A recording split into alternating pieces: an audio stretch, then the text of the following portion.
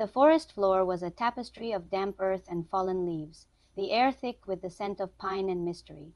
I'd been walking for what felt like hours, the familiar path long since vanished, replaced by an endless maze of ancient, silent trees. Panic, a cold and sharp thing, was beginning to prickle at the edges of my composure. Every rustle of leaves, every distant snap of a twig sent a shiver down my spine. "Hello," I called out, my voice small and trembling, swallowed instantly by the vast wilderness. The only answer was the sighing of the wind through the canopy high above. I was hopelessly, completely lost. Just as a tear of frustration traced a path down my cheek, I saw it. A flicker of movement in the undergrowth. My heart leaped into my throat. Was it a wolf? A bear? I froze, every muscle tensed, ready to run. But what emerged from the shadows was no fearsome beast. It was a cat, but not just any cat. Its fur was the color of a midnight sky, so dark it seemed to absorb the dappled sunlight, and its eyes glowed with the soft, ethereal light of twin emeralds. It sat primly on a moss-covered log, tail wrapped neatly around its paws, and regarded me with an unnerving intelligence. I blinked, certain my tired, frightened mind was playing tricks on me. A cat with glowing eyes. It had to be a reflection, some trick of the light, but as it blinked slowly, the green glow remained, steady and serene. It didn't meow or hiss, it just watched me, its gaze seeming to pierce right through my fear and uncertainty. There was something undeniably magical about it. A strange sense of calm began to settle over me, pushing back the rising tide of panic. This was no ordinary feline. Cautiously, I took a step forward. The cat didn't move. I took another. Still it remained, a silent, shimmering statue of obsidian and jade. "Hello there," I whispered, my voice barely audible. You're beautiful." The cat tilted its head as if considering my words. Then, to my utter astonishment, a voice echoed not in the air around me, but directly inside my mind. It was a voice that sounded like rustling leaves and ancient whispers. "Lost, are we, little one?"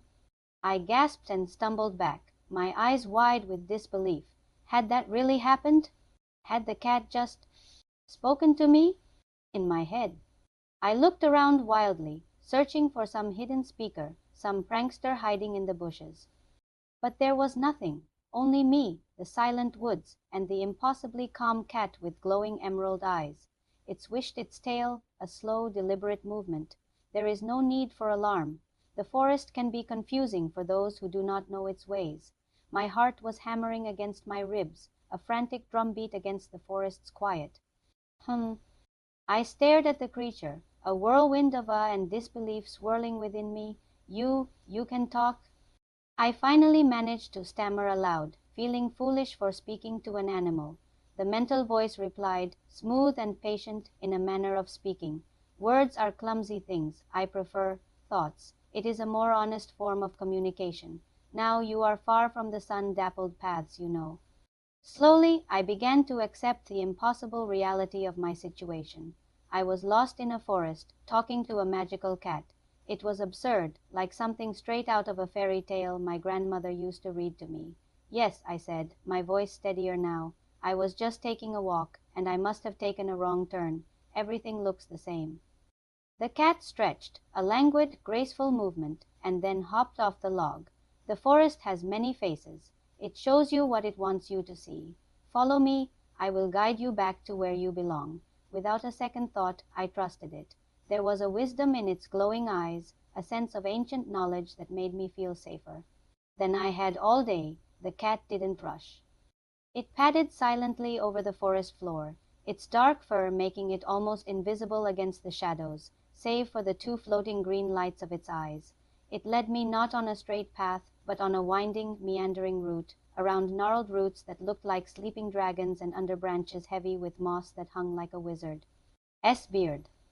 As we walked, it told me things not with words, but with images and feelings that blossomed in my mind. It showed me the secret life of the forest, the way the trees communicated through their roots, the sleeping places of the deer, the spots where the sweetest wild berries grew. It was a silent, beautiful lesson, a glimpse into a world I never knew existed right alongside my own. The fear I had felt was replaced by a profound sense of wonder. This forest wasn't frightening.